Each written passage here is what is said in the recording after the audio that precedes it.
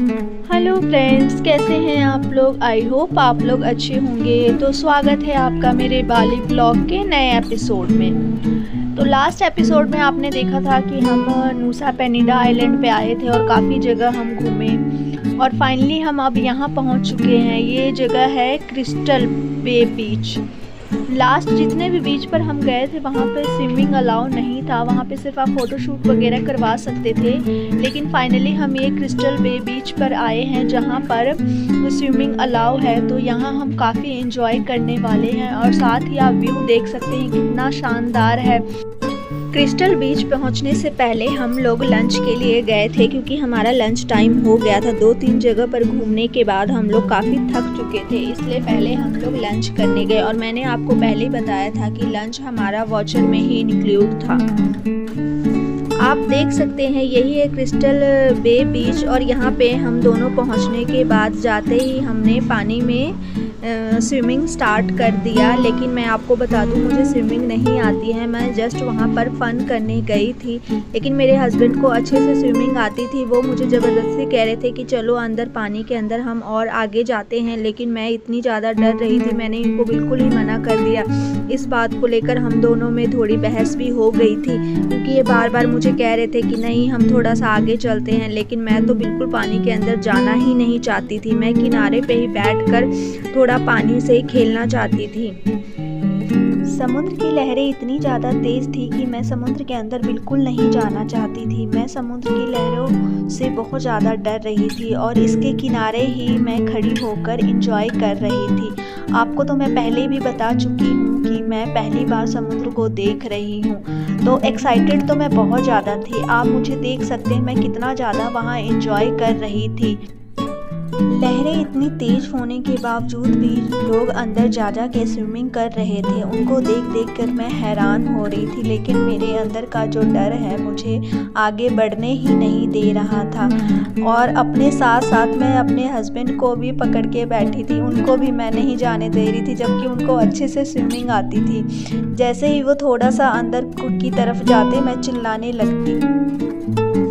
इसके आसपास का व्यू भी कुछ कम नहीं था। आसपास इतनी ज़्यादा ग्रीनरी थी और पहाड़ थे और सामने ये नीला समुंदर, एक अलग ही नज़ारा नज़र आ रहा था। मैं तो इस मोमेंट को काफ़ी अच्छे से एंजॉय कर रही थी। सच में मुझे बहुत ज़्यादा मज़ा आ रहा था। आप मेरी वो वीडियोस देख सकते हैं, पूरे टाइम मैं पानी के अंदर ही थी। कहने को तो मुझे डर लग रहा था लेकिन मैं हट भी नहीं रही थी, मैं वहीं खड़ी हो। साथ ही कपल्स वाले मैं इतने रील्स देखकर आई थी, उनको भी मुझे यहाँ बनाना था, तो मैं उसी काम में लगी हुई हूँ यहाँ बैठकर।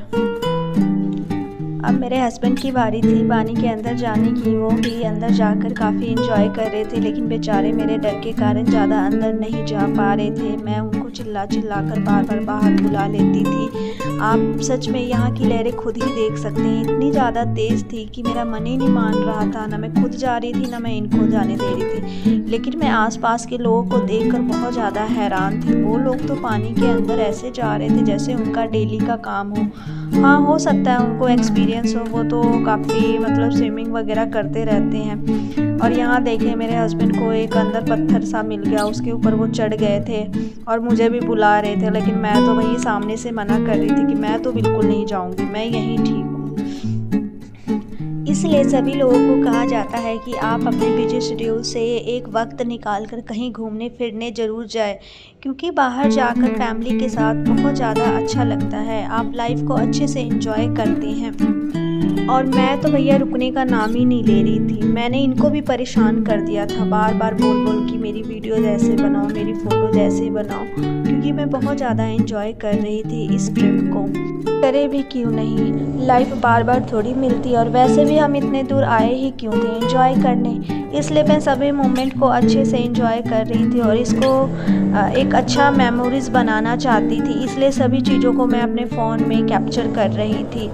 मुझे काफ़ी ज़्यादा मज़ा आ रहा था। सनसेट का टाइम हो गया था और यहाँ का व्यू और भी ज़्यादा सुंदर लग रहा था। हम लोग काफ़ी देर से यहाँ पर नहा रहे थे, इसलिए हम लोग भी जाने के लिए तैयार हो गए। हमारा जो होटल था वो पास में ही था, इसलिए हम लोग गीले शरीर के साथ ही चल दिए।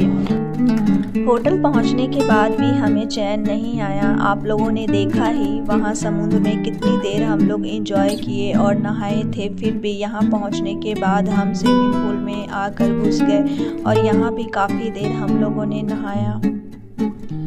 यहाँ पर भी 2 स्विमिंग पूल बने हुए थे जिसमें हम लोग अभी बैठे हैं। ये एक छोटा सा स्विमिंग पूल था जहाँ पर पानी बिल्कुल घुटने तक ही आ रहा था और इसके बैक साइड एक बहुत बड़ा स्विमिंग पूल था, लेकिन मैं इनको बिल्कुल वहाँ जाने नहीं दे रही थी और मैं यहीं पर बैठकर एंजॉय कर रही थी क्योंकि वो काफ़ी ज़्यादा गहरा था और इसलिए मुझे डर लग रहा था।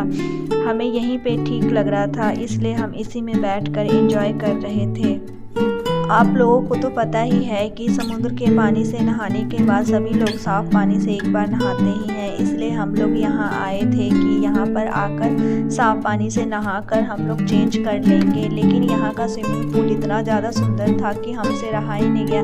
हमने सोचा क्यों ना स्विमिंग पूल में भी थोड़ा सा एंजॉय किया जाए और फिर हम दोनों स्टार्ट हो गए यहाँ पर।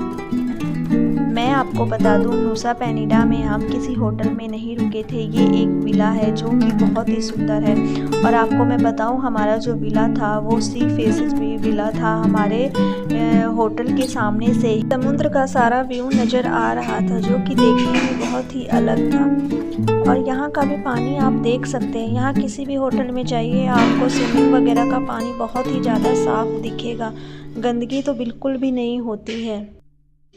काफ़ी देर पानी में नहाने के बाद हम लोग थक गए थे, इसलिए हम लोग यहाँ पर लेट गए और यहाँ लेटे लेटे सामने से हम ये व्यू देख रहे थे जो कि देखने में बहुत ही अच्छा लग रहा था।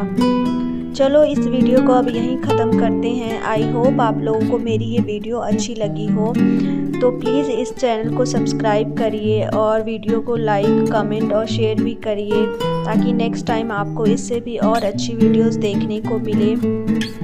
Thank you for watching. Bye bye.